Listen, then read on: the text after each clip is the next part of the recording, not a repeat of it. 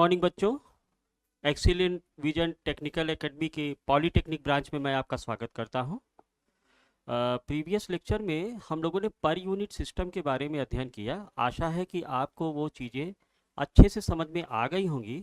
अगर आ गई हैं तो अब आगे चीज़ें बहुत आसान होने वाली हैं। उसके पहले जो आज हमारा टॉपिक है दैट इज़ वोल्टेज रेगुलेशन, है ना। तो ट्रांसफार्मर में वोल्टेज रेगुलेशन क्या होता है, अब इसी के आधार पर जितने भी मशीनें हम पढ़ेंगे आगे चल के, जैसे सिंक्रोनस मशीन हो गया, डीसी मशीन हो गया, उन सब में वोल्टेज रेगुलेशन हमको मिलेगा।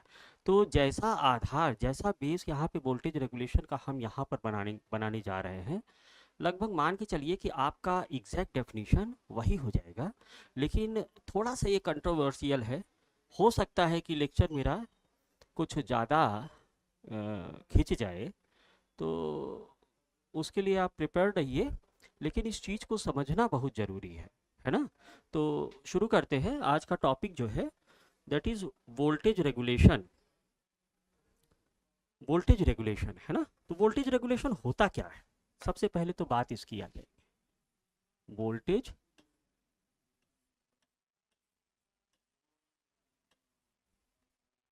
रेगुलेशन,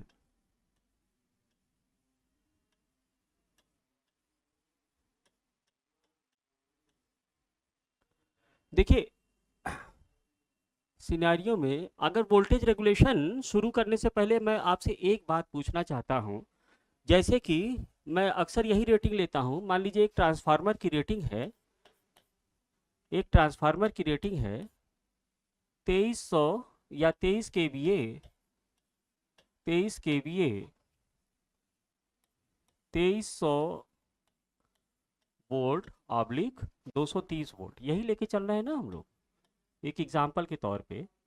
तो अगर इस कॉन्फ़िगरेशन के लिए मैं आपसे पूछूं कि इस ट्रांसफार्मर का आउटपुट पावर क्या है ना, आपसे मैं पूछूं कि इस ट्रांसफार्मर का आउटपुट पावर क्या है, तो आप क्या बताओगे, है ना। तो ध्यान रहे कि इस ट्रांसफार्मर की रेटिंग 2300 केवीए है, तो 2300 केवीए आपको मेंटेन करके चलना पड़ेगा, है ना। ट्रांसफार्मर की केवीए रेटिंग तो चेंज नहीं होती ना। Transformer is a device that transfer electrical power, तो ये तो चेंज नहीं होगा, है ना। लेकिन आइडियल ट्रांसफार्मर में बिल्कुल भी चेंज नहीं होगा। तो कहने का मतलब ये है कि या तो मैं इसको इस वोल्टेज पे मेंटेन करूंगा, या तो मैं इस वोल्टेज पर मेंटेन करूंगा। अगर इस वोल्टेज पर मेंटेन करूंगा तो जो मेरी रेटेड करंट है, रेटेड करंट कितना आ जाएगा, अब ये सब तो निकाल लेते हो ना। रेटेड करंट 230 वोल्ट के साइड पे ये आपका है 100 एम्पियर, 100 एम्पियर। और इसके रिस्पेक्ट में कितना है, 10 एम्पियर। 2300 वोल्ट के रिस्पेक्ट में कितना है, 10 एम्पियर। तो अगर मेरा सेकेंडरी साइड का वोल्टेज 230 है, तो 230 वोल्ट पर मुझे 23 केवीए को मेंटेन करना है बच्चों। लोड साइड पे मुझे 230 वोल्ट पर 23 केवीए को मेंटेन करना है at the rate full load पे, जिसके लिए मुझे उसमें कितनी धारा बहानी पड़ेगी, rated current that is 100 ampere. लेकिन अगर इसी केवीए को मुझे आउटपुट साइड, लोड साइड पर 2300 वोल्ट को मेंटेन करना है, फुल लोड हमको कितने पे मिलना चाहिए, 2300 वोल्ट पे मिलना चाहिए। उसके लिए आउटपुट पावर मेरी 23 केवीए होगी, जिसके लिए सर्किट में कितना करंट फ्लो करेगा, रेटेड करंट फ्लो करेगा दैट इज 10 एम्पियर। तो ये जो केवीए रेटिंग होती है ना किसी ट्रांसफार्मर की, वो उसका आउटपुट रिस्पांस होता है। कहने का मतलब ये जो ट्रांसफार्मर की रेटिंग दी हुई है, ये हमेशा आउटपुट साइड से देखा जाएगा, लोड साइड से देखा जाएगा। वेदर लोड साइड पे आप 230 वोल्ट रख रहे हैं कि वो लोड साइड पे आप 2300 वोल्ट रख रहे हैं। अगर 230 वोल्ट रख रहे हैं तो 230 वोल्ट पर आपको फुल लोड पे 230 वोल्ट आपको मेंटेन करना ही करना पड़ेगा। और उसके लिए पावर सप्लाई कितना होगा, 23 केवीए। उसी तरह अगर 2300 वोल्ट पे अगर आप लोड रख रहे हैं तो 2300 वोल्ट पे फुल लोड आपको मिलना चाहिए। उसके लिए आपको 23 केवीए मेंटेन करना पड़ेगा। तो इसी सिनारियो को देखते हुए वोल्टेज रेगुलेशन को दो तरह से डिफाइन किया गया। वोल्टेज रेगुलेशन को दो तरह से डिफाइन किया गया। अब कैसे डिफाइन किया गया उसको समझिए। देखिए वोल्टेज रेगुलेशन को मैं डिफाइन कर सकता हूं, वोल्टेज रेगुलेशन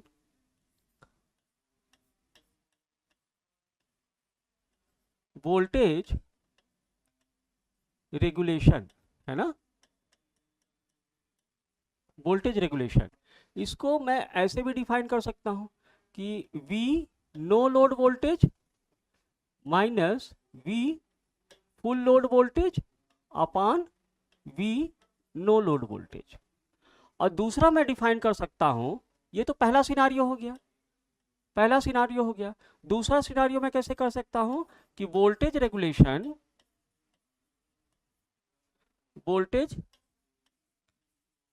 रेगुलेशन इसको जनरली V डॉट R से रिप्रेजेंट किया जाता है। V R को मैं ऐसे भी डिफाइन कर सकता हूं कि V no load voltage minus V full load voltage upon V full load voltage. देखिए ये क्लासिकल वे है, समझ लीजिए आप इन सब चीजों को। शुरुआत में जो वोल्टेज रेगुलेशन को डिफाइन किया जाता था वो इस तरह से डिफाइन किया जाता था, no load voltage minus full load voltage upon no load voltage. Modern scenario क्या है, V no load voltage minus V full load voltage upon full load voltage. दोनों में अंतर क्या है, दोनों का तरीका क्या है?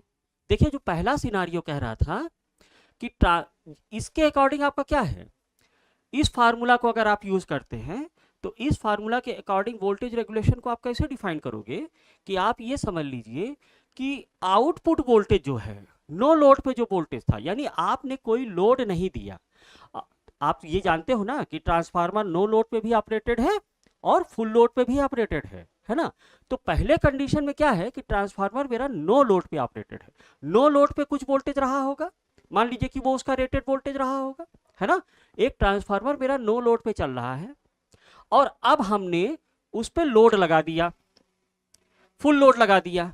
तो फुल लोड जब लगाया तो no load voltage minus full load voltage, voltage में कुछ कमी आ गई ना, वोल्टेज में कुछ कमी आ गई। मेरा ट्रांसफार्मर नो लोड पे चल रहा था, नो लोड पे चल रहा था और नो लोड लगाने के, नो लोड पे जो वोल्टेज मुझे मिल रहा था मान लीजिए कि वही मेरा रेटेड वोल्टेज था। अब मैंने उसमें फुल लोड लगा दिया, मतलब लोड लगा दिया, तो लोड लगाने पे मेरा कुछ वोल्टेज डिपिंग हो गया, मेरा कुछ वोल्टेज में कमी हो गया। इसी को कहते हैं वोल्टेज रेगुलेशन। इस वोल्टेज डिपिंग को ही क्या कहते हैं, वोल्टेज रेगुलेशन। यानी इस केस में मेरा क्या हो रहा है, इस केस में मेरा वोल्टेज डिपिंग हो रहा है। क्या हो रहा है बेटा, वोल्टेज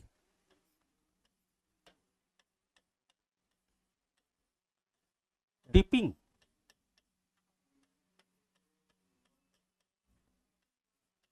और ये सब आउटपुट वोल्टेज के लिए है, मतलब आउटपुट वोल्टेज कम हो रहा है, आउटपुट वोल्टेज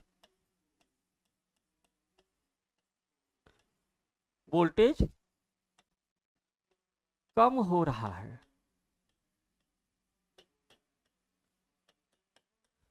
क्या आप ऐसा चाहोगे, इस तरह से चाहोगे? अच्छा, सेकंड वाला डेफिनेशन क्या कह रहा है, सेकंड वाला डेफिनेशन ये कह रहा है कि मेरा ट्रांसफार्मर रेटेड वोल्टेज पे चल रहा था, इसका आउटपुट वोल्टेज रेटेड वोल्टेज पर फुल लोड मेरा क्रिएट कर रहा था, फुल लोड पर रेटेड वोल्टेज पर मैंने ट्रांसफार्मर को ऑपरेट करा दिया। फुल लोड पे, फुल लोड वोल्टेज पर, मतलब लोडेड कंडीशन में मेरा ट्रांसफार्मर ऑपरेटेड है, फुल लोड पे मेरा ट्रांसफार्मर रेटेड वोल्टेज पढ़ रहा है। अब ये इसका नो लोड वोल्टेज है ना। तो नो लोड वोल्टेज से जैसे ही मैंने क्या किया, इस जगह पे क्या किया कि फुल लोड पे मेरा ट्रांसफार्मर ऑपरेटेड है। अब मैंने क्या किया कि लोड को सडनली मैंने रिड्यूस कराया, रिड्यूस करा के फाइनली मैंने उसको क्या कर दिया, जीरो कर दिया। तो जब जीरो कर दिया तो अब मुझे नो लोड वोल्टेज ही तो मिलेगा, यानी वोल्टेज में अधिकता हो गई, वोल्टेज में अधिकता हो गई। तो ये जो वोल्टेज में अधिकता हो गई, यानी कि यहां पे क्या हो रहा है, वोल्टेज राइज हो रहा है, वोल्टेज राइज हो रहा है। वोल्टेज में, आउटपुट वोल्टेज में, आउटपुट वोल्टेज में अधिकता हो रही है।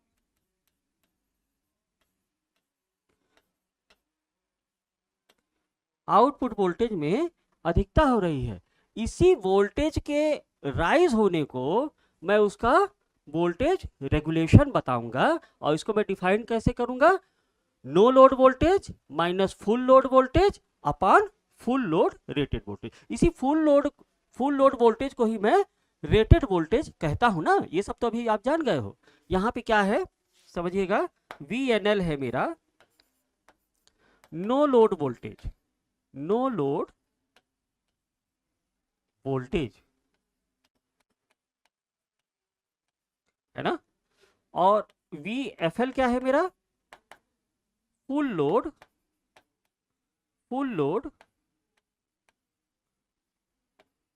वोल्टेज और रेटेड वोल्टेज,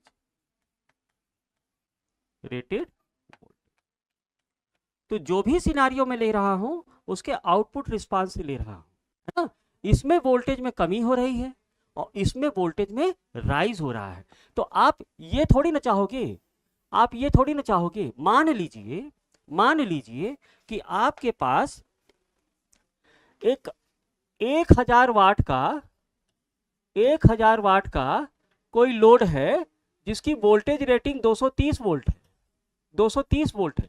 इसका मतलब ये हुआ बच्चों कि जब आप इसको 230 वोल्ट दोगे तो ये 1000 वाट प्रोड्यूस करेगा, 1000 वाट प्रोड्यूस करेगा। लेकिन मान लीजिए कि आपने इसके वोल्टेज में 10% की कमी कर दी, 10% की कमी कर दी, मतलब 230 का 10%, मतलब 10/100 हो जाएगा ना, 10/100 यानी कितना आया, 200 कितना हो जाएगा, 230/10 ना, 230/10 यानी 23 वोल्ट की कमी आ गई, 23 वोल्ट की कमी आ गई। तो अब ये कितना पढ़ेगा, डेल्टा V कितना हो जाएगा, 230 माइनस 23 दैट इज 207 वोल्ट। अब ये कितना वोल्ट, 10 वोल्ट की आपने 10% की आपने कमी कर दी। 10% वोल्टेज की कमी करने पे अब जो आपका रेटेड वोल्ट, अब आपका जो वोल्टेज हो गया वो 207 वोल्ट हो गया। तो मुझे जरा बताओ कि 207 वोल्ट पर ये 1000 वाट प्रोड्यूस करेगा क्या, 207 वोल्ट पर ये 1000 वाट प्रोड्यूस करेगा क्या। वोल्टेज कम हो गया, आप जानते हो P is equal to V square, P is directly proportional to V square, है ना। तो वोल्टेज में 10% की कमी कर दी आपने, 10% की कमी कर दी, मतलब अब आपको 90% वोल्टेज मिल रहा है।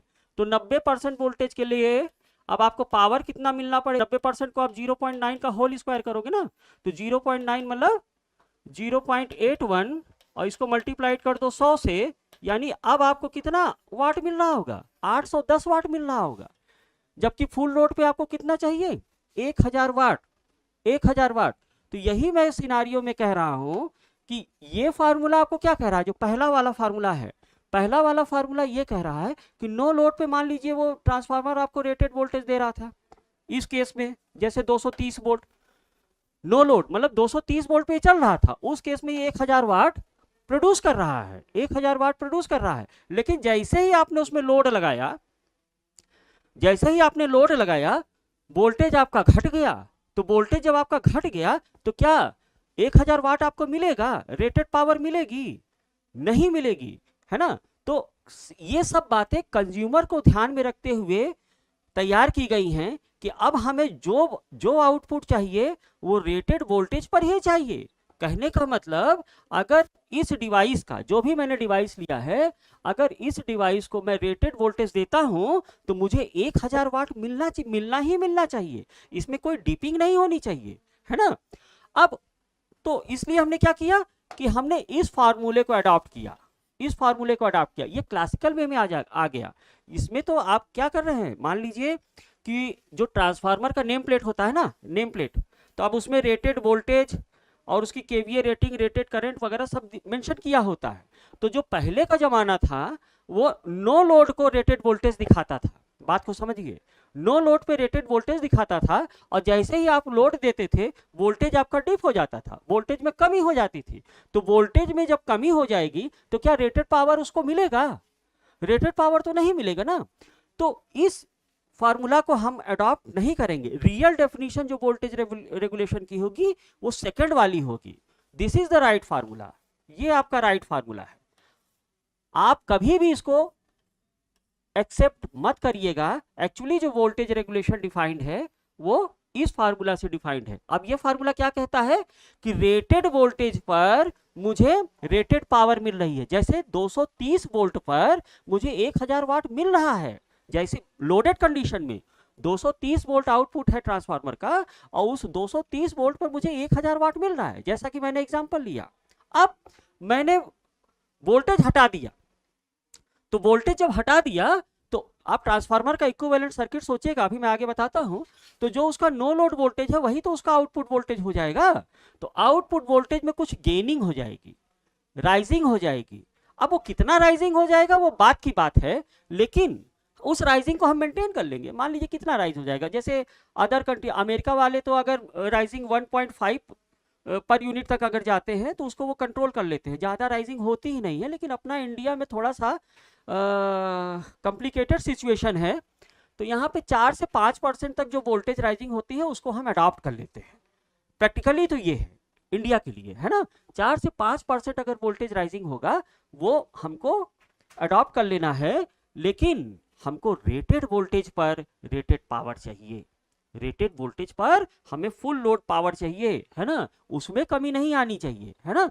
तो वोल्टेज रेगुलेशन एक्चुअली मेरा ये डेफिनेशन है। ये क्या कहता है, no load voltage minus full load voltage upon full load voltage. यानी फुल लोड पे मेरा डिवाइस चल रहा था, और जैसे ही मैंने लोड हटाया तो जितना वोल्टेज में गेन हुआ, that gain is called voltage regulation. कमी को नहीं आप करेंगे, है ना, because consumer is the king. जो हमारा ग्राहक है उसके हिसाब से हमको काम करना है।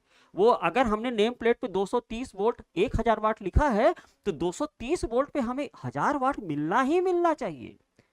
बात समझ रहे हैं आप। वोल्टेज हटाने के बाद कितना वोल्टेज राइज हो जाएगा उससे हमें मतलब नहीं है, लेकिन 230 वोल्ट पर 230 वोल्ट पर हमको 1000 वाट मिलना चाहिए। रेटेड वोल्टेज पे रेटेड पावर मिलनी चाहिए। बाकी जो राइजिंग ऑफ वोल्टेज है उसको हम कंट्रोल कर लेंगे।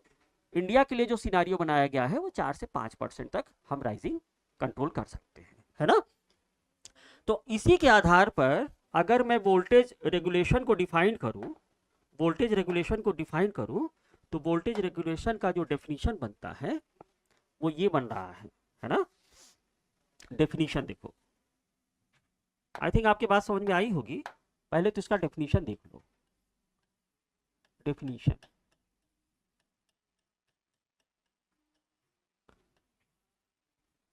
क्या कह रहा हूं मैं, किसी ट्रांसफार्मर का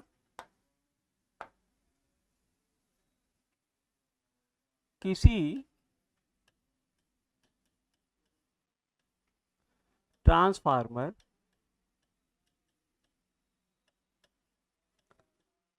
ट्रांसफार्मर का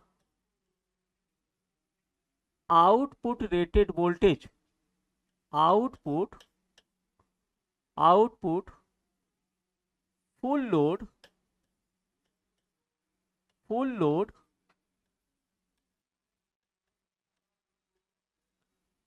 रेटेड वोल्टेज रेटेड वोल्टेज घटाकर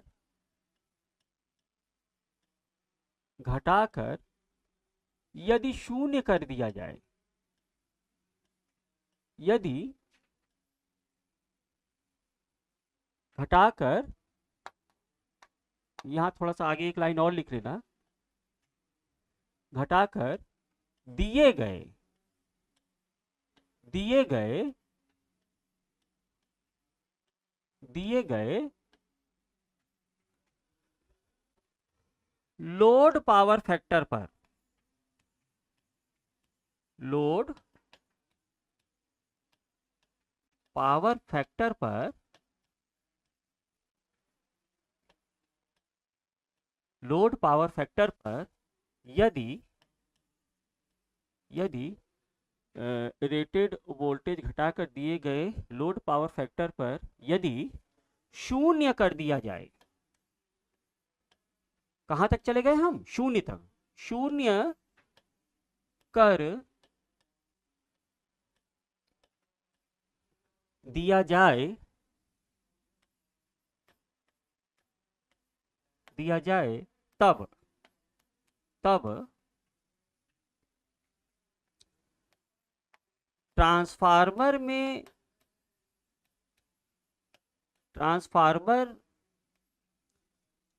में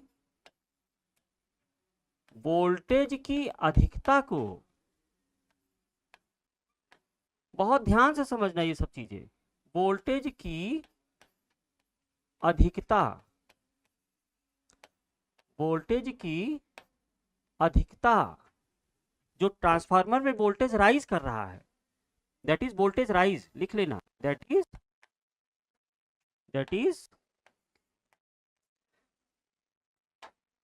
वोल्टेज राइज,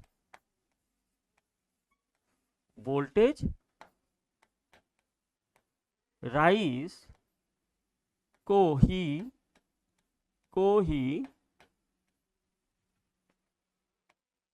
वोल्टेज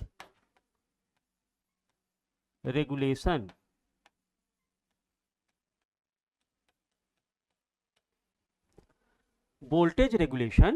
कहते हैं, वोल्टेज रेगुलेशन कहते हैं। इसको आप ऐसे भी लिख सकते हैं, इंग्लिश में अगर इसको डेफिनेशन लिखेंगे तो आप इसको ऐसे लिखिएगा कि voltage regulation of a transformer, voltage regulation of a transformer is defined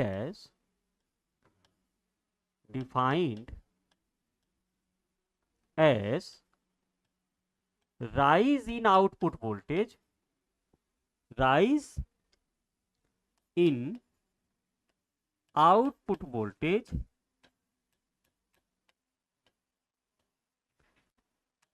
expressed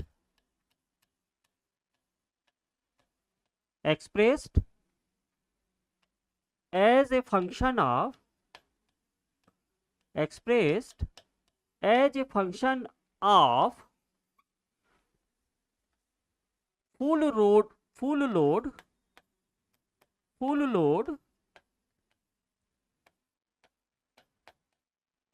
rated voltage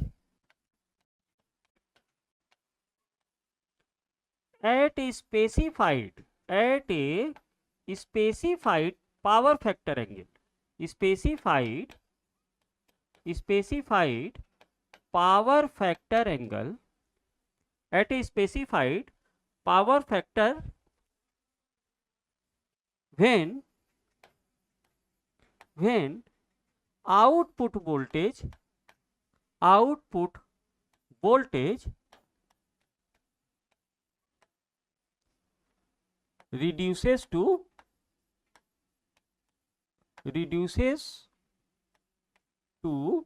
0। आप आउटपुट वोल्टेज को हटा दो, है ना, तो जितना वोल्टेज में गेन होगा वही गेन मेरा क्या कहलाता है, voltage regulation. Voltage regulation of a transformer is defined as a rise in output voltage expressed as a function of full load rated voltage at a specified power factor। Load का अपना कुछ power factor होगा ना, वो load के nature पे depend करेगा। when output voltage reduces to 0। इसी को आप हिंदी में कैसे कह रहे हो, आप कह रहे हो कि किसी ट्रांसफार्मर का output full load rated voltage घटाकर दिए गए लोड पावर फैक्टर पर यदि शून्य कर दिया जाए, है ना, शून्य कर दिया जाए, तब ट्रांसफार्मर में कितना वोल्टेज राइज होगा, कितना वोल्टेज की अधिकता होगी, इसी घटना को हम क्या कहते हैं, वोल्टेज रेगुलेशन। और ध्यान रहे कि किसी ट्रांसफार्मर में वोल्टेज रेगुलेशन का होना ये अच्छी बात है कि खराब बात है। जाहिर सी बात है कि वोल्टेज में जितना फ्लक्चुएशन होगा, जितना वोल्टेज में घटना बढ़ना होगा, वो किसी ट्रांसफार्मर लोड के लिए अच्छी बात है कि खराब बात है ना। तो ये उसके फिगर ऑफ मेरिट पे डिपेंड करता है। तो आप यहाँ पे ध्यान रखिएगा कि किसी ट्रांसफार्मर का वोल्टेज रेगुलेशन जितना कम से कम होगा उतना ही वो ट्रांसफार्मर अच्छा माना जाएगा, है ना। तो इस चीज को भी लिख लीजिए, इस बात को भी लिख लीजिए आप।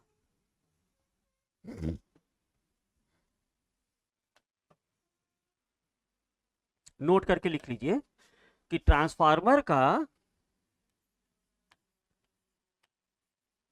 ट्रांसफार्मर का वोल्टेज रेगुलेशन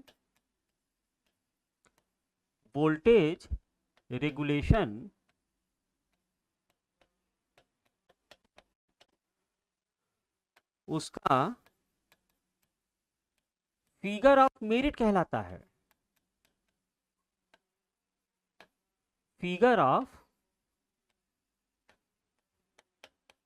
मेरिट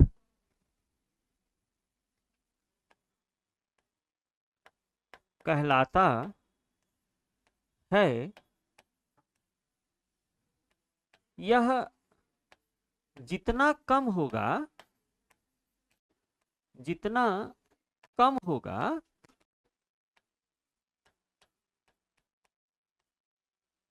उतना अच्छा ट्रांसफार्मर होगा, उतना अच्छा transformer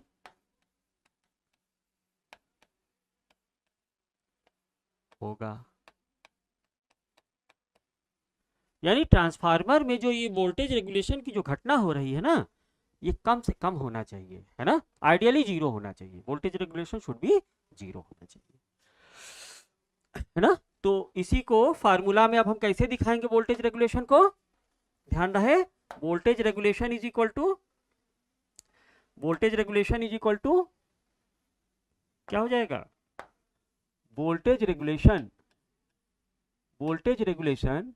is equal to V no load minus V full load upon V full load, है ना। और अगर आप कहें कि परसेंटेज वोल्टेज रेगुलेशन क्या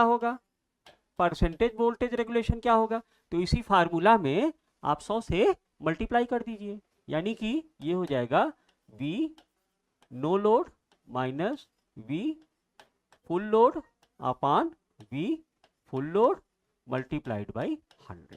ये वोल्टेज रेगुलेशन का एक्चुअली फार्मूला हो गया। वोल्टेज रेगुलेशन का क्या हो गया, ये आपका फार्मूला हो गया, है ना। ये आपका वोल्टेज रेगुलेशन का फार्मूला हो गया। वोल्टेज रेगुलेशन को आप इस तरह से डिफाइन करोगे। क्लियर बेटा, ये आपका वोल्टेज रेगुलेशन का फार्मूला होगा। आई थिंक आपकी बात क्लियर होगी। यहां VNL क्या है, VNL इसको मैं कह रहा हूं नो लोड वोल्टेज,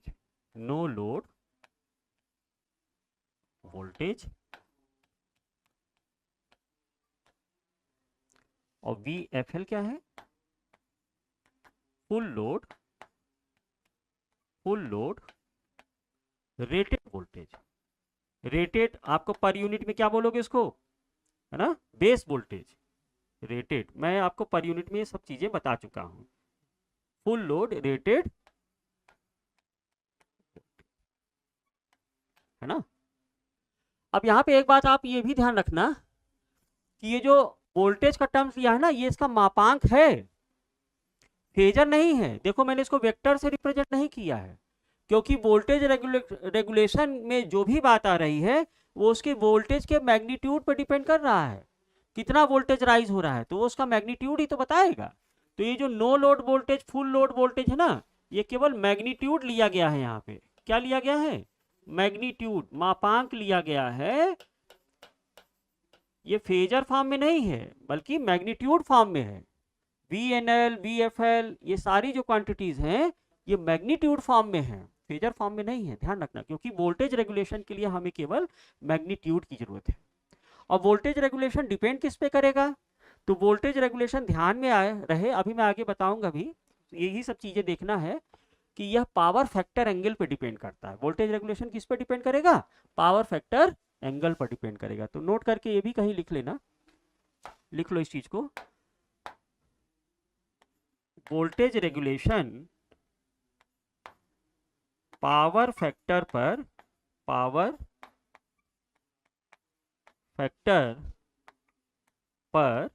निर्भर करता है,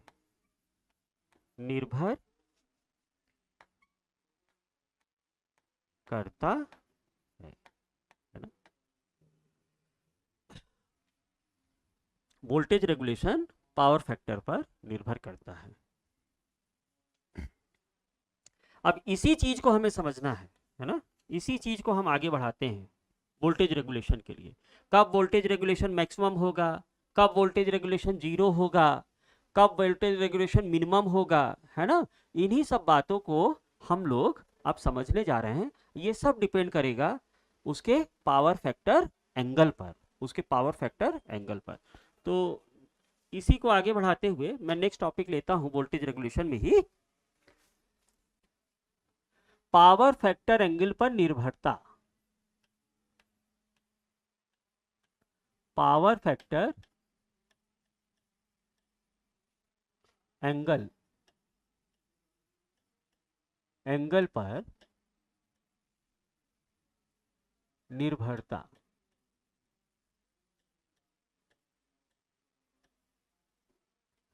है ना, dependency on power factor, dependency on power factor. तो आप लोगों ने ट्रांसफार्मर का अप्रॉक्सीमेट इक्विवेलेंट सर्किट बनाना सीख लिया है ना। अप्रॉक्सीमेट इक्विवेलेंट सर्किट मेरे दो तरह के आए थे, फर्स्ट अप्रॉक्सीमेट इक्विवेलेंट सर्किट और second approximate equivalent circuit. First approximate equivalent circuit में आपने देखा होगा कि जो शंट ब्रांच पैरामीटर है उसको मैं एकदम सोर्स के करीब ले गया, एकदम हटा दिया वहां से। और सेकेंड अप्रॉक्सीमेट सर्किट में उस शंट ब्रांच को ही मैंने हटा दिया, अगर आपको याद हो तो जो मेरा इक्विवेलेंट सर्किट बनता है वो कैसा बनता है, इक्विवेलेंट सर्किट कैसा आया था, अगर आपको ध्यान हो तो वो मेरा कुछ इस तरह से ही तो आया था।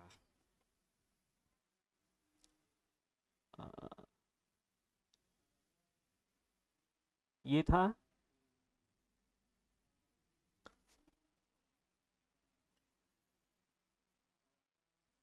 है ना, इस तरह से आया था, ठीक ना। ये मेरा रेजिस्टेंस ड्रॉप था और ये क्या था, लीकेज रिएक्टेंस ड्रॉप।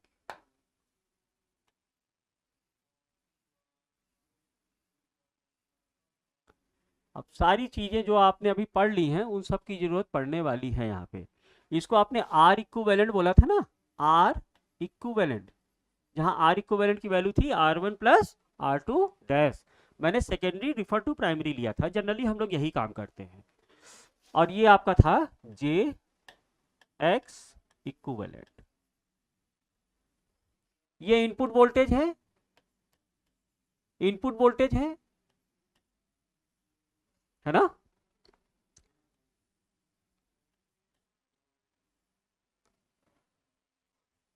और ये आउटपुट वोल्टेज है, मान लो कि ये V है, ये मेरा आउटपुट वोल्टेज है। तो ये ट्रांसफार्मर का अप्रॉक्सीमेट इक्विवेलेंट सर्किट यही तो था आपका, है ना। ये आपका लोड साइड है, ये आपका सोर्स आउट है ना। अब वोल्टेज रेगुलेशन क्या कहता है, V no load voltage minus full load voltage upon full load voltage. कहने का मतलब क्या हुआ कि आपका transformer full load rated voltage पे ऑपरेटेड था और आपने फुल लोड को हटा दिया, यानी यहां पे इसका वोल्टेज आपने जीरो कर दिया, फुल लोड को आपने हटा लिया तो ये ओपन सर्किट हो जाएगा ना। तो अब यहाँ का वोल्टेज कितना होगा, अब यहाँ का वोल्टेज अब V नहीं रह जाएगा, अब जितना वोल्टेज आपने सप्लाई से दिया था वो सारा का सारा वोल्टेज लगभग यहाँ आ जाएगा ना। तो राइज इन आउटपुट वोल्टेज हुआ ना। इसी राइज इन आउटपुट वोल्टेज को ही मैं क्या कहता हूं, वोल्टेज रेगुलेशन। आई थिंक आपकी बात समझ में आ गया होगा कि वोल्टेज रेगुलेशन को हम डिफाइन कैसे करते हैं। It is rise in output voltage expressed as a fraction of full load rated voltage when full load rated voltage at an specified power factor angle reduces to zero, है ना। तो जैसे ही आप इस वोल्टेज को जीरो कर दोगे, ये जितना वोल्टेज गेन कर जाएगा ओपन सर्किट कंडीशन में, ये जो इनपुट वोल्टेज होगा यही तो आउटपुट वोल्टेज हो जाएगा, यानी वोल्टेज गेन हो गया। तो वोल्टेज गेन कितना हुआ, यही उसका वोल्टेज रेगुलेशन कहलाएगा। अब मैंने बताया कि ये पावर फैक्टर एंगल पे डिपेंड करता है, तो मैग्नीट्यूड वोल्टेज के मैग्नीट्यूड और पावर फैक्टर एंगल पर डिपेंड करेगा, ये भी ध्यान रखना। तो अगर मैं लैगिंग लोड को कंसीडर करूं तो आप लोगों ने इस इक्विवेलेंट सर्किट का फेजर डायग्राम भी बनाया है ना। अब इसका फेजर डायग्राम आप लोगों ने कैसे बनाया है, देखो अगर मैं इसका फेजर डायग्राम आपको दिखाऊं, for lagging load, for lagging load,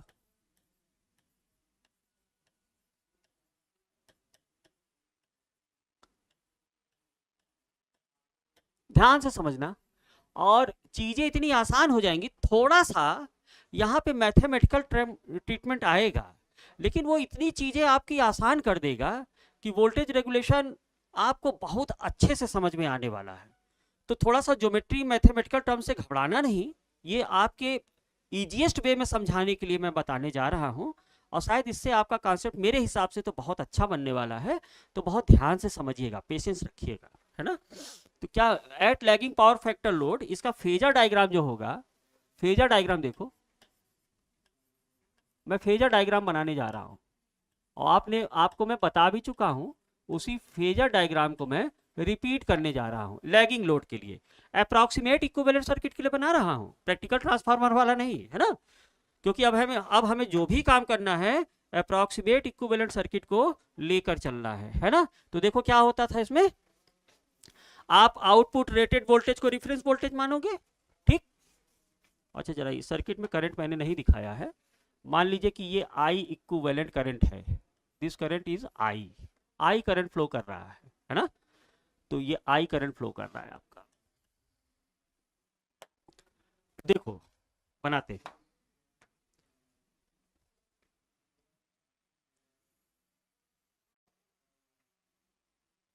ये आपका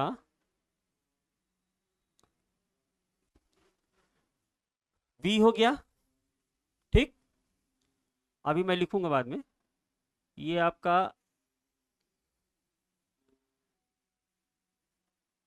लोड करंट हो गया। लोड करंट के सेम फेज में आपका IR ड्रॉप होगा, ये आपका IR ड्रॉप हो गया, ठीक है भाई। ये आपका थोड़ा सा इसको और नीचे बनाते हैं, इसको और नीचे बना लिया जाए। ये कहाँ गया भाई,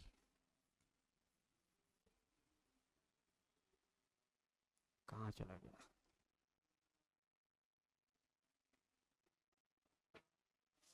नए पेज बना लेते हैं, देखिएगा फिर से बना लेते हैं।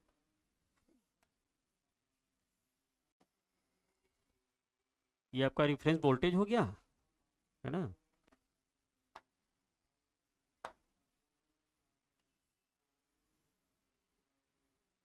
ये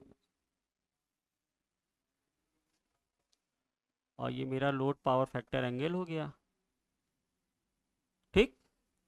इसके पैरेलल में मैं IR ड्रॉप दिखाऊंगा, वेरी गुड, सही आ रहा है इस तरह से, है ना। और इसके परपेंडिकुलर क्या हो जाएगा मेरा, ये मैंने परपेंडिकुलर लाइन खींच दिया, ठीक। इसको इससे मिला दूं, इसको इससे मिला देता हूं मैं, ये, है ना। तो देखो क्या किया है, ये वोल्टेज है मेरा V2, this angle is phi, load power factor angle, load power factor angle. तो ये मेरा क्या होगा, ये मेरा हो जाएगा I R इक्विवेलेंट, और ये फेजर क्या हो जाएगा, JI X equivalent, JI X equivalent, और यही तो मेरा V इन होगा, V इन होगा। मैंने क्या काम किया, अच्छा ये है मेरा I, ये मेरा I हो गया, है ना। तो यही तो फेजर डायग्राम होगा। ये एंगल कितना होगा, ये एंगल कितना होगा, इसी एंगल को हम कहते हैं डेल्टा, क्या कहते हैं, डेल्टा। और डेल्टा को मैं क्या नाम देता हूं, लोड एंगल। डेल्टा को क्या कहते हैं, load angle. It is the angle between supply to load, है ना, सप्लाई वोल्टेज और लोड वोल्टेज, यानी इनपुट वोल्टेज और लोड वोल्टेज के बीच का जो एंगल होता है उसी को लोड एंगल कहा जाता है। ट्रांसफार्मर के लिए ये एंगल बहुत स्मॉल होता है। मान के चलो कि ये जो एंगल है 3 से 4 डिग्री, बस डेल्टा की वैल्यू कितनी होती है, डेल्टा को जो मैं डिफाइन करता हूं 3 डिग्री टू 4 डिग्री ओनली, बहुत स्मॉल होता है बेटा, है ना। ये मान के चलो load angle should be very small, है ना।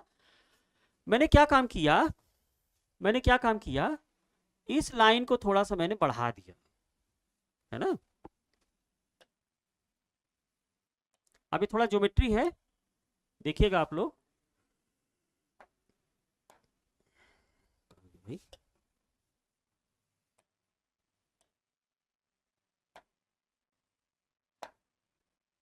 इस लाइन को मैंने थोड़ा सा बढ़ा, ठीक, ये मैंने दिया,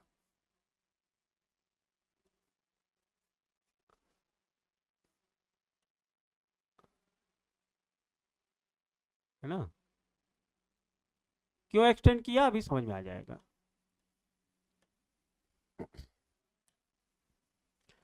तो ये मेरा लैगिंग पावर फैक्टर लोड के लिए, ये मेरा ट्रांसफार्मर का फेजर डायग्राम मैंने खींच दिया। यहाँ पे एक बात ध्यान रखना आप लोग कि ये जो फेजर होगा ये वाला फेजर, है ना, इसको क्या बोलेंगे, यही तो इंपीडेंस ड्रॉप है, इसको मैं बोलूंगा आई जेड इक्विवेलेंट। और ये एंगल कितना होगा, ये वाला एंगल, ये होगा थीटा इक्विवेलेंट। और ये एंगल कितना होगा, ये वाला, ये एंगल आपका लोड पावर फैक्टर एंगल है। जितना ये एंगल होगा वही ये एंगल होगा, बिल्कुल सही बात है ना। अब मैंने क्या काम किया, इसको मैं मिटा देता हूं थोड़ा सा।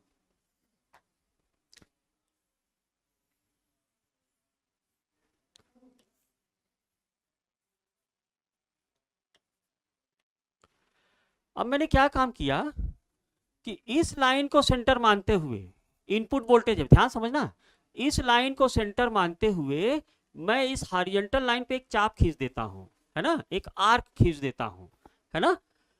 तो अब ये थोड़ा सा अप्रोक्सीमेशन है, कायदे से तो मुझे अगर व्हाइट बोर्ड वगैरह होता तो मैं यहाँ पे पूरा कंपोज से मारता, लेकिन मैं आपको अप्रोक्सीमेशन दिखा देता हूँ। देखिए इस लाइन को, ये इनपुट वोल्टेज वाली लाइन है ना, इनपुट वोल्टेज लाइन का फेजर है, इस फेजर को यहां सेंटर मान के मैं इतने डिस्टेंस का एक चाप खींच देता हूं, तो वो चाप कुछ ऐसे ही तो आएगा, देखिएगा आप लोग, वो चाप मेरा कुछ इस तरह से ही तो दिखेगा, इस तरह से, है ना, देखना, ये खींच दिया मैंने, है ना, ये चाप मैंने खींच दिया। मान लीजिए कि ये पॉइंट है मेरा O और ये पॉइंट है मेरा A और ये पॉइंट है मेरा B। अब इस B से जो मैंने चाप खींचा है, मान लो कि वो यहां पे आके मिल जाता है, थोड़ा सा ज्योमेट्री देख लो बेटा, इसका C पर मिल जाता है, C पर मिल जाता है ना। तो अगर मुझे इस फेजर डायग्राम के अकॉर्डिंग वोल्टेज रेगुलेशन को डिफाइन करना है, तो वोल्टेज रेगुलेशन क्या हो जाएगा, वोल्टेज रेगुलेशन को आप कैसे डिफाइन करोगे, देखो यहां पे हो जाएगा voltage regulation is equal to no load voltage minus full load voltage. तो नो लोड वोल्टेज यहां पर कितना है, देखो नो लोड वोल्टेज आपका यही तो है, इनपुट वोल्टेज, यानी OB, और फुल लोड वोल्टेज कितना है OA। ज्योमेट्री से देखो, ये आपका नो लोड वोल्टेज है और OA आपका क्या है, फुल लोड रेटेड वोल्टेज है, रिफरेंस वोल्टेज लिए हो ना V2 को, है ना। तो OB माइनस OA क्या हो जाएगा, OB माइनस OA अपान फुल लोड रेटेड वोल्टेज मतलब OA। ये आपका वोल्टेज रेगुलेशन हो जाएगा सिंपली, है ना, ये आपका वोल्टेज रेगुलेशन हो जाएगा।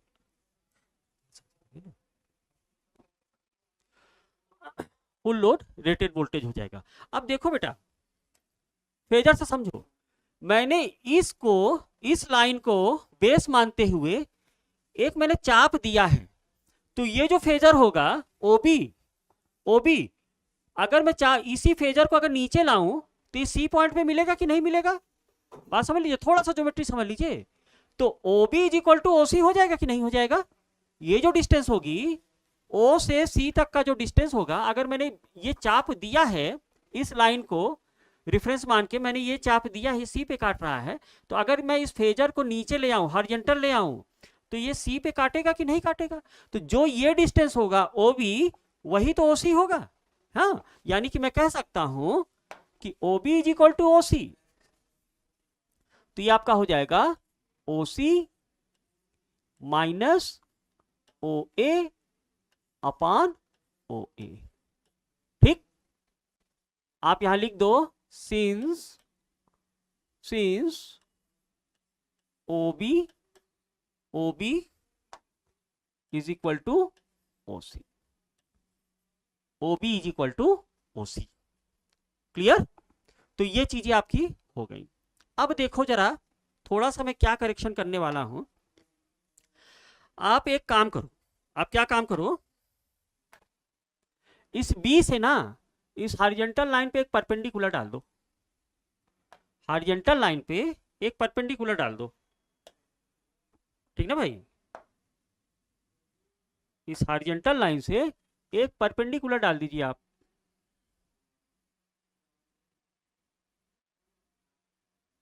थोड़ा सा ये यहां से लो,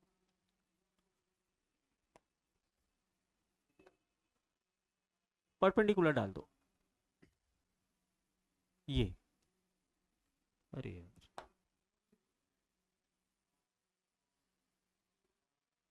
ये आपने परपेंडिकुलर डाल दिया। ठीक, मान लीजिए कि ये डी पॉइंट पे मिलता है। कहां मिल रहा है? डी पॉइंट पे मिल रहा है, डी पॉइंट पे मिल रहा है। ठीक ना? तो आप सी और डी को कॉन्साइड समझो। क्यों? सी और डी को आप एक ही बिंदु मानो, है ना? यानी मैं कह रहा हूं कि ये जो ओसी है, ये जो ओसी है, ये ओडी के लगभग बराबर है। क्या कह रहा हूं मैं?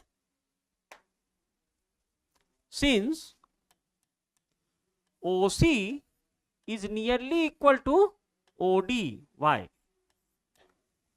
देखो ये जो लोड एंगल है ना, डेल्टा, डेल्टा बहुत स्मॉल है, डेल्टा बहुत स्मॉल है। तो मैंने अभी आपको बताया कि डेल्टा की जो वैल्यू है वो बहुत स्मॉल है। क्या है? सिंस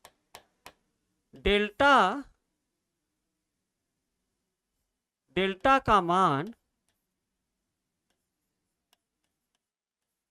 बहुत कम है,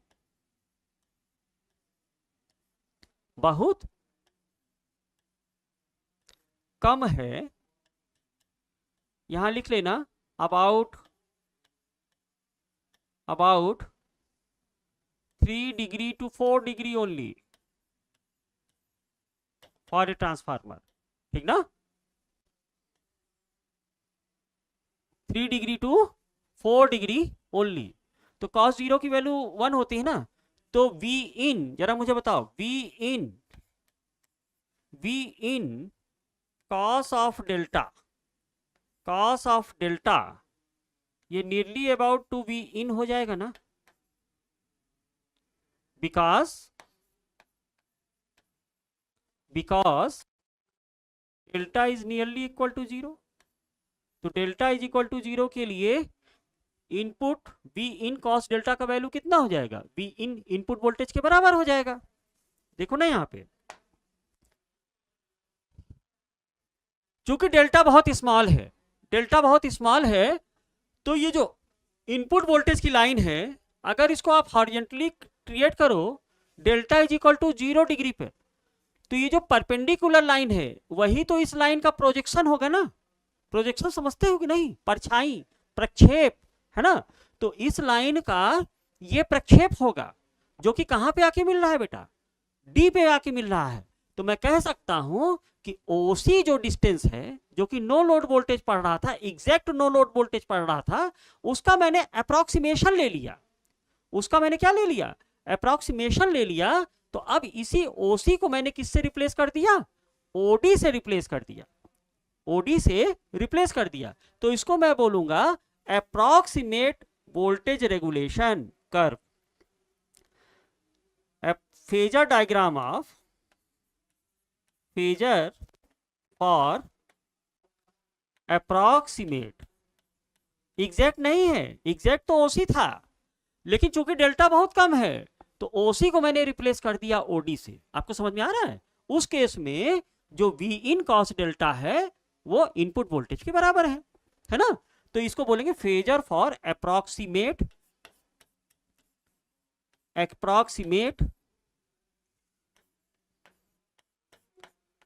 वोल्टेज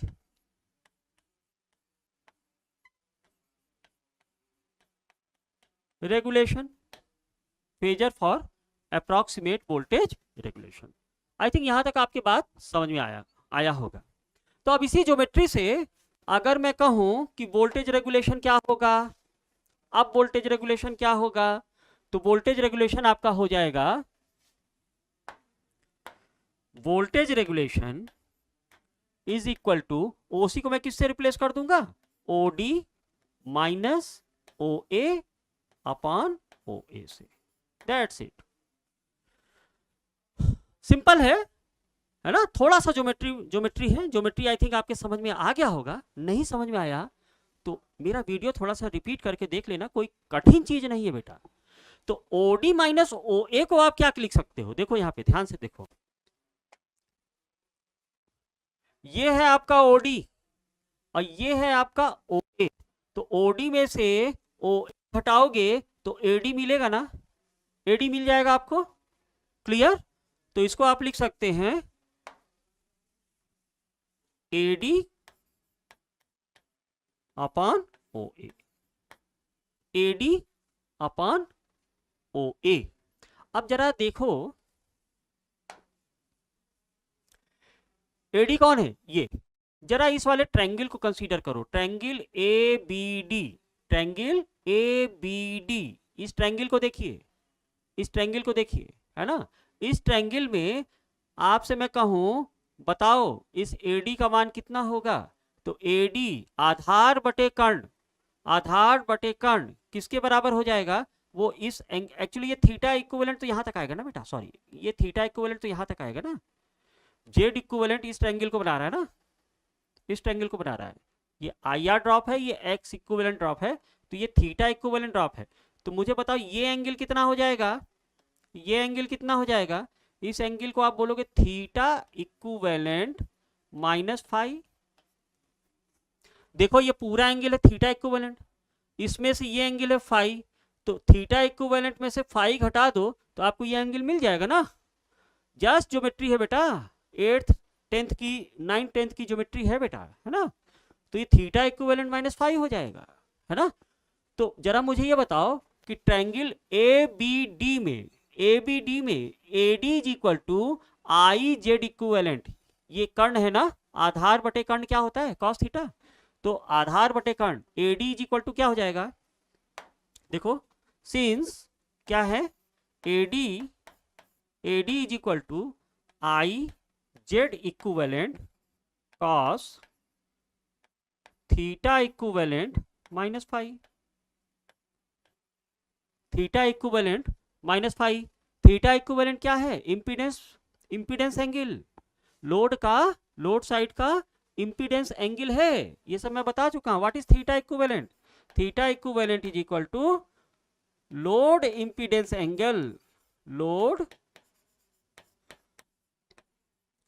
इंपीडेंस एंगल। और किसी ट्रांसफार्मर के लिए मैं आपको बता चुका हूं, यही चीज बड़ा मायने रखता है, याद रखना इस चीज को, कभी भूलना नहीं। किसी ट्रांसफार्मर के लिए देखिए लेस देन, मैंने आपको बताया था कि 500 केवीए से लेस अगर कोई ट्रांसफार्मर की रेटिंग है तो उसके लिए जो थीटा होता है, इंपीडेंस एंगल होता है, वो मान के चलो कि 72 से 75 डिग्री के करीब होता है।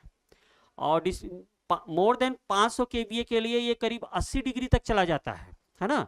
तो वर्स्ट सिनारियो केस आप इसको याद रखना कि जो थीटा इक्विवेलेंट का जो अप्रोक्सीमेशन होता है वो लगभग 80 डिग्री के करीब होता है। मैं 80 डिग्री मान के चलता हूं, आप भी मान के चलो कि थीटा की जो वैल्यू होती है वो 80 डिग्री के लमसम होती है। ये वो थीटा नहीं है जो आप 5-0 को दिखा रहे थे। 5-0 नो लोड कंडीशन में प्रैक्टिकल ट्रांसफार्मर का आपने फेजर डायग्राम बनाया था ना, तो 5-0 को किससे रिप्लेस किया था? 80 डिग्री से ही तो रिप्लेस किया था। वो no load power factor angle है बेटा, वो भी लगभग 80 डिग्री ही होता है। और रीजन मैंने बताया था क्यों, क्योंकि कोर लॉस आपको दिखाना ही दिखाना है।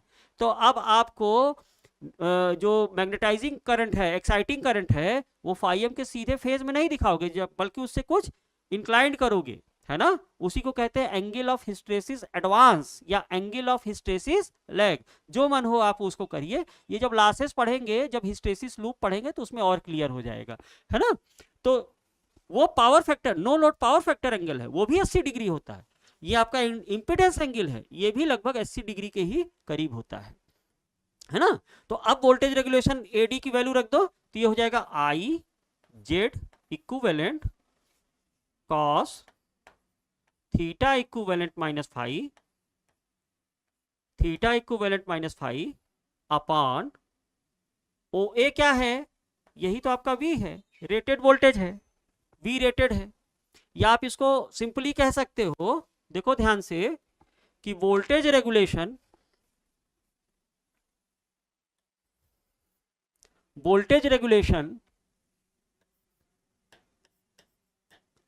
इज इक्वल टू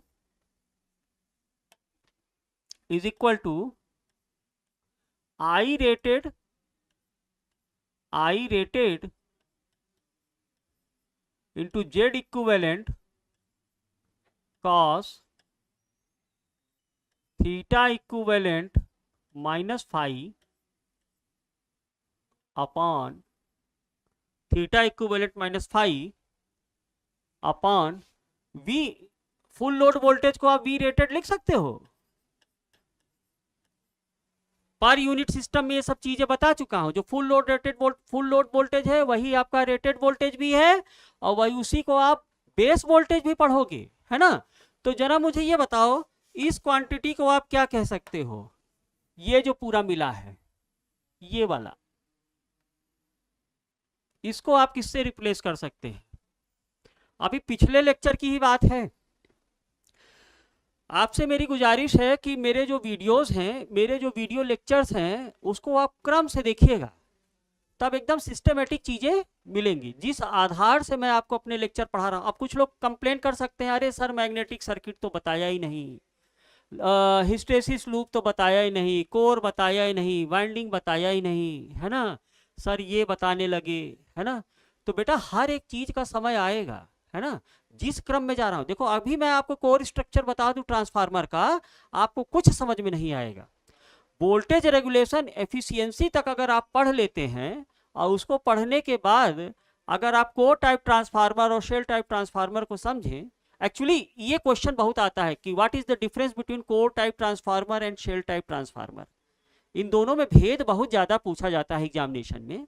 तो उसके लिए बेटा ये सब टर्म्स जो ट्रांसफार्मर में आते हैं ना, रेगुलेशन हो गया, लॉसेस हो गया, एफिशिएंसी हो गया, इन सब का थोड़ा अगर आपको अच्छी जानकारी हो गई तो डिफरेंस निकालने में आपको समय नहीं आएगा। तो मैं एफिशिएंसी तक जाके फिर मैं थोड़ा सा कोर टाइप और शेल टाइप ट्रांसफार्मर देखूंगा सिंगल फेज के लिए, सिंगल फेज ट्रांसफार्मर के लिए। और उसके बाद पावर ट्रांसफार्मर क्या होता है, डिस्ट्रीब्यूशन ट्रांसफार्मर क्या होता है, वो भी देखा जाएगा इन सब चीजों को जानने के बाद, है ना। इस क्रम में चलोगे तो आपको चीजें बहुत ज्यादा समझ में आएंगी, आपको याद करने की जरूरत नहीं पड़ेगी, मेरा मानना तो ये है। तो मेरे क्रम से चलो, जैसा मैं पढ़ा रहा हूं उस वे में चलो तो ज्यादा अच्छा रहेगा, है ना। तो सीक्वेंस तोड़ना नहीं बेटा।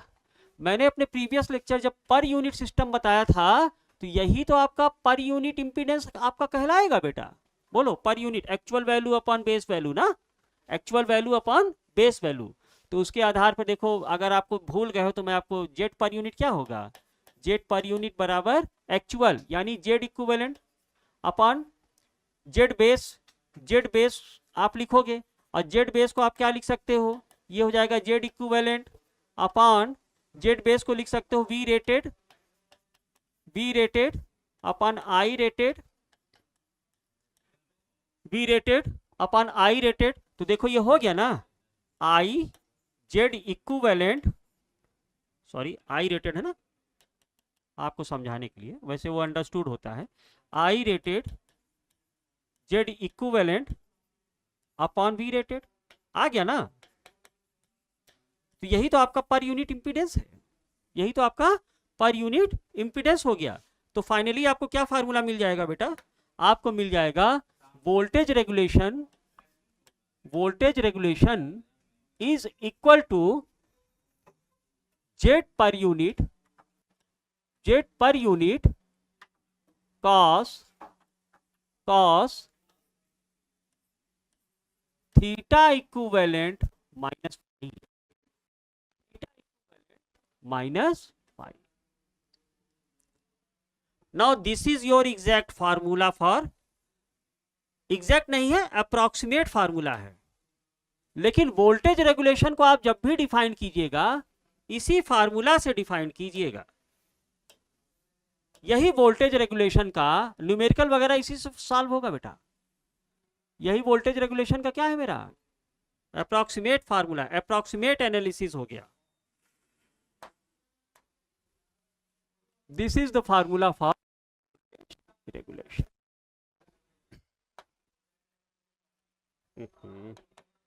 समझो, ये है, ये आपका वेरी वेरी इंपॉर्टेंट फार्मूला, इसी फार्मूले की हमें जरूरत थी। और ये इस फार्मूले से आपका हर एक चीज क्लियर हो जाएगा। Very important formula. Voltage regulation को जब भी आप डिफाइन करो, वोल्टेज रेगुलेशन को आप जब भी डिफाइन करिए इस फार्मूला से डिफाइन करिए। एक्चुअली जो बुक्स में आप पाओगे ना, बुक्स में कैसे डिफाइन किया है फॉर, अच्छा यहाँ पे एक बात ध्यान रखना, ये फाई क्या है, वोल्टेज रेगुलेशन को अगर मैं डिफाइन कर रहा हूं तो Z per unit cos theta equivalent minus phi आ रहा है, Z per unit cos theta equivalent minus phi आ रहा है। जहां ये फाई क्या है, फाई, याद रखना इस चीज को बेटा, बहुत इंपॉर्टेंट बात है ये। What is phi,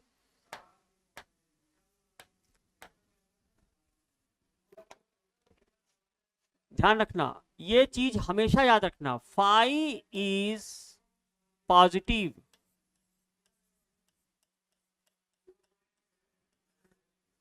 phi is positive for lagging load, lagging वार कह सकते हैं या पावर फैक्टर कह सकते हैं, है ना।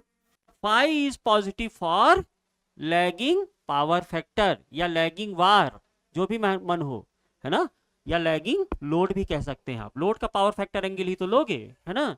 यहां ध्यान दीजिएगा बेटा, इस फेजर में जो मैंने फेजर डायग्राम दिखाया है वो फाई को लैगिंग लोड के लिए दिखाया है ना, तो phi is positive for lagging load, है ना, phi is positive for lagging load.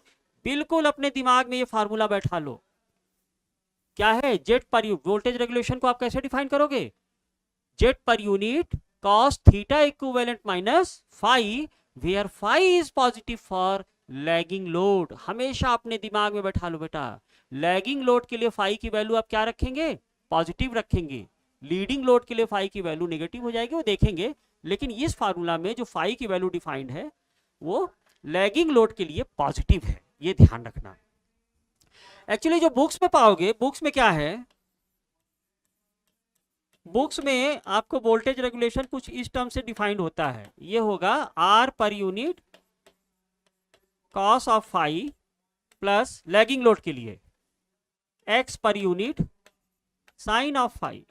Books में आप ऐसा पाओगे, ये लैगिंग लोड के लिए, और यहीं पर नेगेटिव साइन भी लगा देते हैं, और नेगेटिव साइन किसको रिप्रेजेंट करता है, लीडिंग लोड के लिए। तो एक्चुअली ये फार्मूला और ये फार्मूला बिल्कुल सेम है बेटा, इसमें बिल्कुल कंफ्यूजन ना करना। लेकिन मैं आपको गारंटीड कह रहा हूं कि इस फार्मूले से आप पूरे वोल्टेज रेगुलेशन को डिफाइन कर लोगे, है ना, पूरे वोल्टेज रेगुलेशन को आप डिफाइन कर लेंगे। इससे थोड़ा मुश्किल होता है, इससे चीजें क्लियर नहीं होंगी, हालांकि ये सत्य है। वोल्टेज अभी इसको तोड़ो तो आप यही बन जाएगा ना, आप देखिए ना, फेजर से देख लो। अब मैं इसको करने नहीं जा रहा हूं, मैं इसको प्रिफर करता हूं, इसको आप सोचो भी मत, इसको आप सोचो भी मत, क्योंकि सब इसी में है। ध्यान दीजिएगा, फेजर डायग्राम में आओ जरा। आपको वोल्टेज रेगुलेशन ही निकालना है ना, वोल्टेज रेगुलेशन। जरा इस फिगर को देखो, वोल्टेज रेगुलेशन आपको क्या मिल गया है? वोल्टेज रेगुलेशन आपको मिला है, देखो वोल्टेज रेगुलेशन ये है एडी अपान ओ ए, एडी अपान ओ ए, यही तो वोल्टेज रेगुलेशन है। जरा इस फिगर में बताओ मुझे एडी क्या होगा, एडी क्या होगा? ध्यान से देखना, अगर आप इस एरो से यहां पे एक परपेंडिकुलर डाल दो, यहां पे एक परपेंडिकुलर डाल दो, तो ये वाला डिस्टेंस, ये वाला डिस्टेंस है ना, ये कितना होगा? ये कितना होगा? ये I R equivalent cos of phi होगा कि नहीं होगा? इस ट्रायंगल को देखो ना, इस वाले ट्रायंगल को, इस वाले ट्रायंगल को, तो ये जो डिस्टेंस है, ये वाली जो दूरी है, ये I R equivalent cos of phi होगा कि नहीं होगा? यानी आप इसको लिख सकते हो I R equivalent cos of phi. अब एडी में अब आपको इतना दूरी और निकालना है, ये वाला दूरी, ये वाला दूरी, तो ये दूरी इस दूरी के बराबर होगा ना। तो आप क्या करो कि इससे एक लाइन खींचो और यहां पे एक लाइन खींच दो, है ना। तो जो ये डिस्टेंस होगा वही ये डिस्टेंस होगा। अच्छा जरा ध्यान देना, ये एंगल है फाई, ये एंगल है फाई, ये है 90 डिग्री, ये है 90 डिग्री, तो ये पूरा एंगल कितना होगा? देखो ये सॉरी, ये 90 डिग्री है ना, ये वाला एंगल ध्यान से देखना, ये और ये परपेंडिकुलर है, तो ये 90 डिग्री है, ये एंगल है फाई। मुझे बता सकते हो ये एंगल कितना होगा? 90 degree minus phi, 90 degree minus phi, तो ये एंगल भी 90 डिग्री माइनस फाई हो जाएगा, 90 डिग्री माइनस फाई। तो जब ये 90 डिग्री माइनस फाई और ये 90, तो ये एंगल कितना होगा?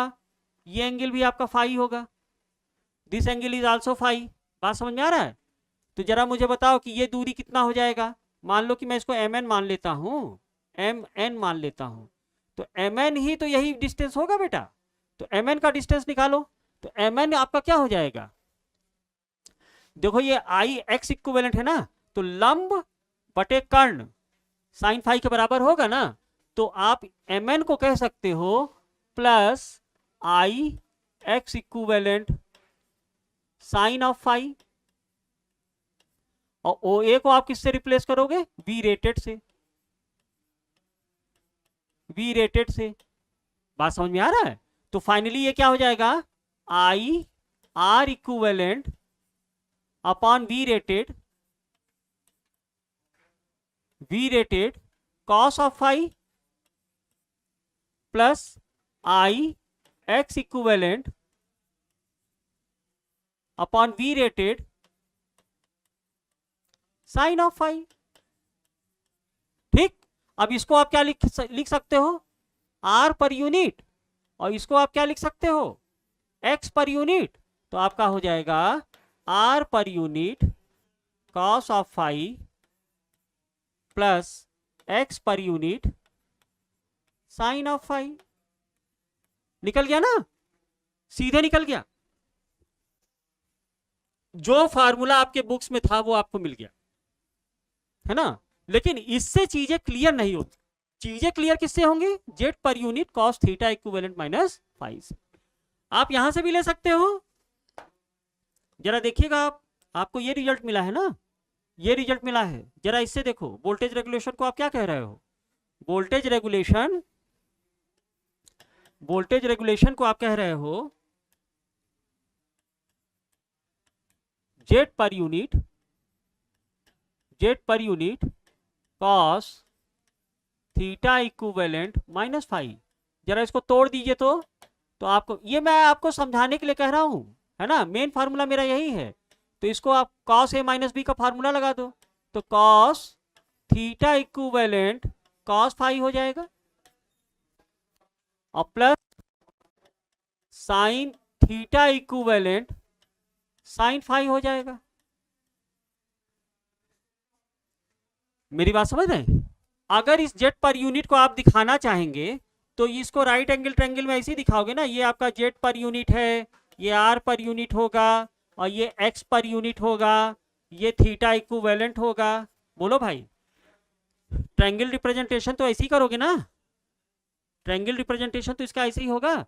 तो बताओ तो Z per unit cos theta equivalent की वैल्यू क्या होगी?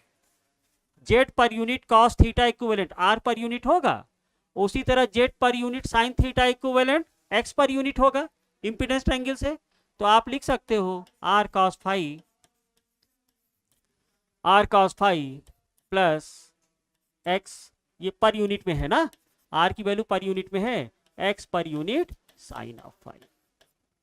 निकल गया लैगिंग लोड के लिए, where phi is positive for lagging load, phi is positive for lagging load, है ना।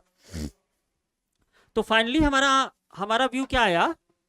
फाइनली हमारा व्यू ये आया कि voltage regulation is nothing but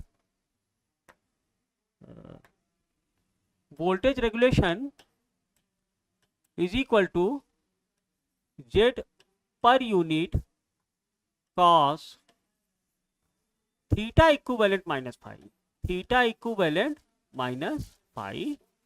में इस चीज को बिल्कुल मत भूलना बेटा। क्या कह रहा हूं मैं, क्या कह रहा हूं मैं? वेयर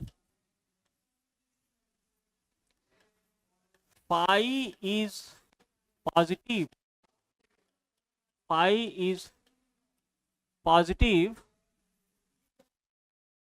or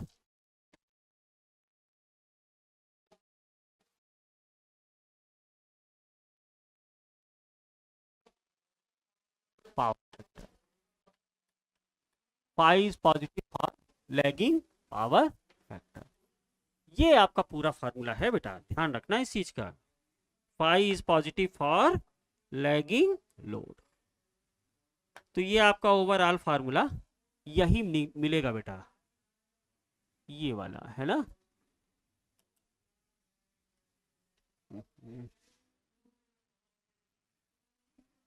ये वाला है ना, यहां तक phi is positive for lagging load. तो ये वोल्टेज रेगुलेशन का आपका एग्जैक्ट फार्मूला मिल गया है, ठीक ना। वीडियो लेक्चर थोड़ा सा लंबा हो गया है बेटा, अभी यहीं तक रखो। अगला लेक्चर भी हमारा वोल्टेज रेगुलेशन पे ही चलने वाला है। उसमें हम देखेंगे कि पावर फैक्टर कैसे अफेक्ट करता है इस वोल्टेज रेगुलेशन को, है ना। तो थोड़ा सा ब्रेक लेते हैं। अभी आप यहाँ तक पहुँचे हो, चीज़ें अभी ख़त्म नहीं हुई हैं। नेक्स्ट जो लेक्चर होगा, अभी हमको ये जानना है कि what is the effect of power factor on voltage regulation. क्या जानना है हमको? Effect of power factor, effect of power factor on voltage regulation क्या होगा, है ना। ये चीज अभी हमको देखना है, इसको हम थोड़ा सा ब्रेक लेके नेक्स्ट लेक्चर में क्लियर करते हैं, है ना। धन्यवाद।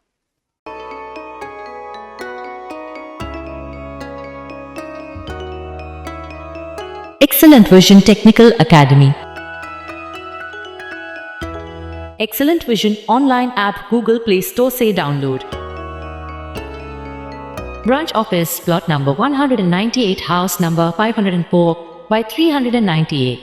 Mobile 945495100370802452228960528475.